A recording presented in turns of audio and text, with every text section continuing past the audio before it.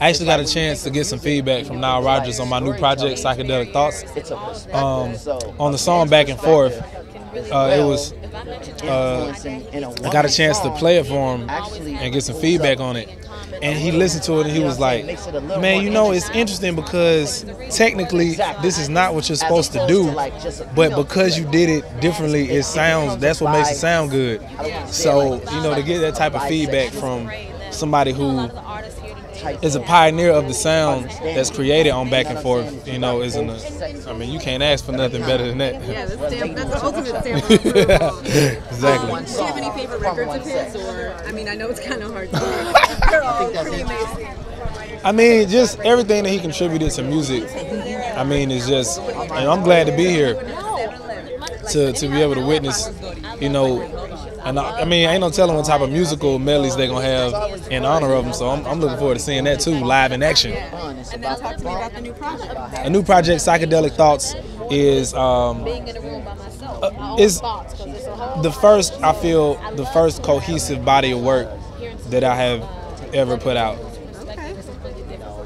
I'm typically all over the place, but to have an album that the songs kind of go together and they don't jump all over the place. This project is a lot more about the instrumentation.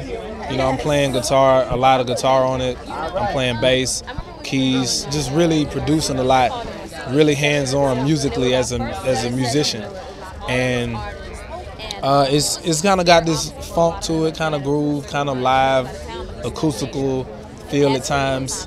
But ultimately, it's just real organic. It's real Bobby Ray. People been asking for Bobby Ray. This is Bobby Ray. As me being a BMI on the roster, it's pertinent for me to be here. And it always feels like family when I'm here. So I have to show face and show up, let everybody know everything's good in Bobby Rayville. Now tell me what your relationship with BMI R&B is. Throughout my career, man, I felt the utmost support and belief in my brand and my music as an artist.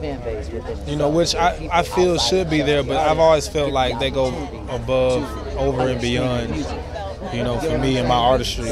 And what it represents too, not just the success of it, but what it represents. And I feel like, you know, that's another thing that makes it always feel like family. Now, when it comes to songwriting, for you, what was sort of the first record that really inspired you to create music?